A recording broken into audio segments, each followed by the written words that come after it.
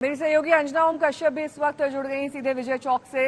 अंजना, ये आने जाने का सिलसिला तो इस वक्त प्रधानमंत्री आवास में जारी है, जहां पर तमाम वो मंत्री शिरकत करने वाले हैं जिन्हें शपथ दिलाई जाएगी। लेकिन इस बीच बेहद महत्वपूर्ण सवाल ये भी उठ रहे हैं कि जो सीसीएस मंत्री पद है वो वही चेहरे रहने वाले हैं जो 2019 में थे, या फिर उनमें बदलाव होगा, क्योंकि उसमें वित्त मंत्रालय का नाम खास तौर पर सामने आ रहा है कि निर्मला सीतारमण कंटिन्यू नहीं करेंगी।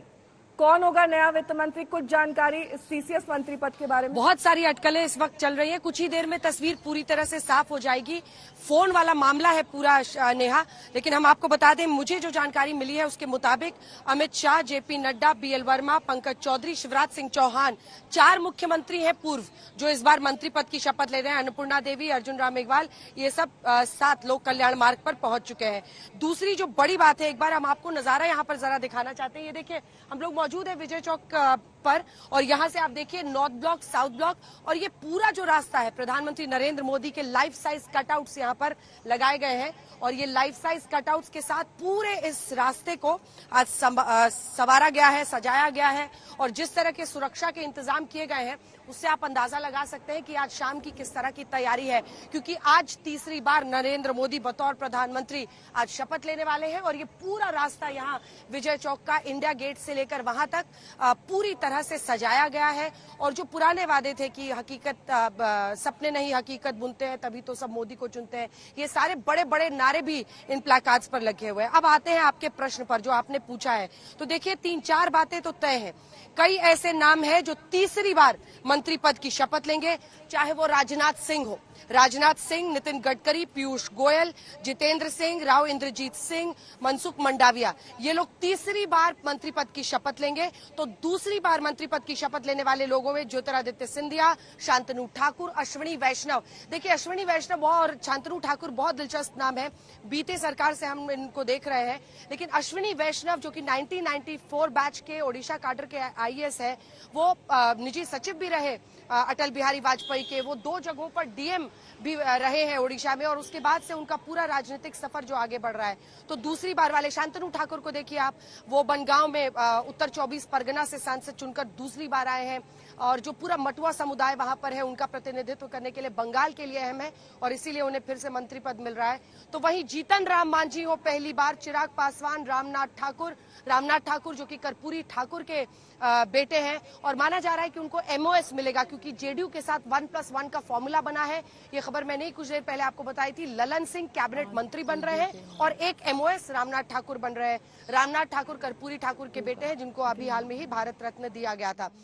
इसी के साथ रक्षा खड़से हो, वो पहली बार, मनोहर लाल पहली बार, ललन सिंह को इस बार पहली बार मिल रहा है, और एचडी कुमारस्वामी भी पहली बार। तो कुल मिलाकर ये बड़ी तस्वीर उभर कर आ रही है, और ये सच है, निर्मला सीतारमण को लेकर जो बातें हो रही हैं, अभी तक वहां पर जो सन्नाटा पसरा हुआ है उससे ऐसा प्रतीत होता है। और प्रधानमंत्री जब आज इन तमाम लोगों से मुलाकात करेंगे तो तस्वीर थोड़ी और भी साफ हो जाएगी कि पीएम अपना, जो बार बार कहा जाता है कि पीएम का प्रोरोगेटिव होता है वो किसको मंत्री चुने, लेकिन ये भी एक सच्चाई है कि बीजेपी बहुमत में नहीं है। ऐसे में जेडीयू और टीडीपी को साथ लेकर चलना है, तो उनके कितने मंत्री रहते हैं वो सब तस्वीर कुछ देर में बस नेहा अब साफ ही हो जाएगी।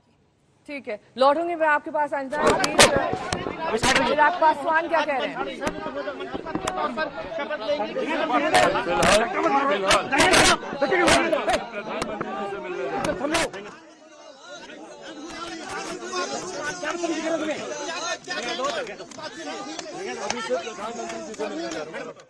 क्या चाहिए? कौन सा मंत्रालय चाहिए? कौन सा मंत्रालय चाहिए? मंत्री पद क्या बात हुई है?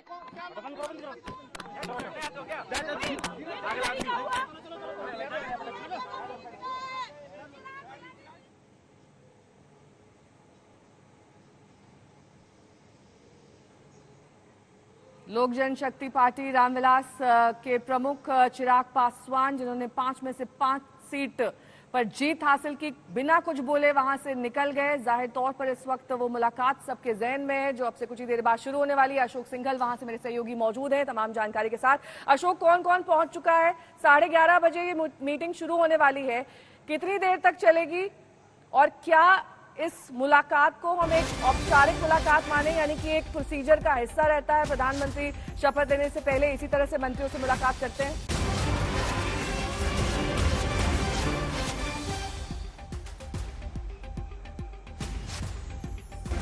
अशोक तक मेरी आवाज नहीं पहुंची। इस बीच आपको बड़ी खबर बता दें, सर्बानंद सोनोवाल, ज्योतिरादित्य सिंधिया, चिराग पासवान, जीतन राम मांझी, ये सभी पीएम आवास पर पहुंच चुके हैं। पीएम आवास पर अब से कुछ ही देर बाद बैठक शुरू होने वाली है।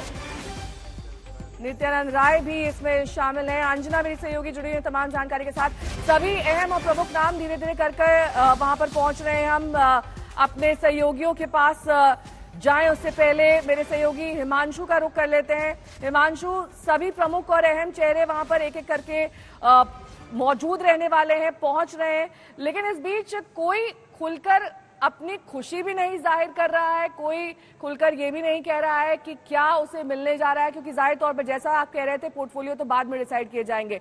लेकिन इस मिली जुली सरकार में या इस गठबंधन की सरकार में जिस तरीके से दो प्रमुख किंग मेकर हैं, आने वाले वक्त में सब कुछ स्मूथ और ठीक ठाक रहने वाला है, या फिर बीजेपी इस बात को अच्छी तरह समझ रही है कि यही वो वक्त है कि सबका साथ लेकर चला जाए ताकि आने वाले वक्त में एक मजबूत गठबंधन की कम से कम तस्वीर पेश की जा सके?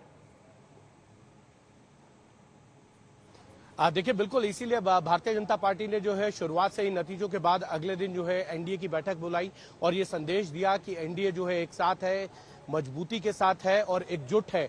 और उसके बाद आप देखेंगे कि जब एनडीए के संसदीय दल की बैठक हुई तो प्रधानमंत्री नरेंद्र मोदी को सबने अपना सर्वसम्मति से जो है नेता चुना और उन्होंने बताया कि पिछले 10 साल में किस तरीके से प्रधानमंत्री नरेंद्र मोदी ने वो अचीवमेंट्स हासिल की हैं सरकार में रहते हुए, जो पिछले 60 सालों में नहीं हुआ, वो प्रधानमंत्री नरेंद्र मोदी ने जो है वो पिछले 10 सालों में हासिल कर दिया।